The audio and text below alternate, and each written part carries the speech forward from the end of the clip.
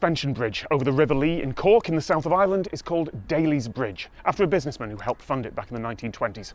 But unofficially, it has a different name, the Shaky Bridge, because it shakes. I was going to film this with my GoPro on a stick walking across, but it's a really narrow bridge and I don't want to end up barging into the people who are actually using it. I can confirm from a brief experiment though, yep, it's bouncy. In the early 1700s, there was a ferry boat that actually brought people from here across to the other side. But unfortunately, between 1906 and 1908, the Dooley family actually retired.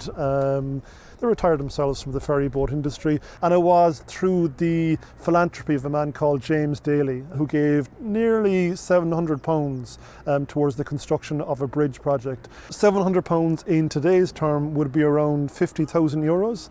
And to be honest, you would not be able to build a bridge in today's world for 50,000 euros, so the bridge was good value. David Rowell and Company in London and Westminster actually had a bridge catalogue, and the Corporation of Cork bought a bridge off the catalogue. And in early 1927, these huge, giant wooden boxes arrived on the banks of the River Lee, and the bridge actually was constructed. So in the first couple of months, the people of the area discovered that the bridge actually shook when they walked over it. Now, all suspension bridges, actually pretty much all bridges, will move or shake or sway a little as the dynamic loads on them from people and weather change. And that's a good thing, because if they don't move a little, they break. The design of this bridge meant the shake was more obvious. It bounces up and down, and it probably wasn't intentional. But clearly, it wasn't dangerous, as proven by the fact that the bridge stood for 90 years, taking all the jumping around and abuse that local children, and adults, could throw at it. But nothing lasts forever. In 2017, an inspection looked at the corrosion and damage that had accumulated over the years on the bridge, and, well, it had been built to last with good materials, but we're near the ocean here, and 90 years of salty air and shaking meant that the metal had corroded and wires had broken and frayed. The report said, in short, the bridge had about 3 years before it had to be closed, and repairs were needed immediately. So it was repaired, not rebuilt. The engineers reused or matched materials as far as possible. They took the deck of the bridge apart, fixed it up off-site, and then put it back together, taking care to keep the height and positioning the same. They replaced the suspension cables with brand new ones and repaired the towers where they stood, and they gave the bridge a fresh coat of paint. But here's the problem. This bridge is on the local record of protected structures. It must be maintained and repaired, but it also can't be changed. There was public consultation, and of course many people actually wrote in kind of going, keep the shake, keep the shake, keep the shake, keep the shake.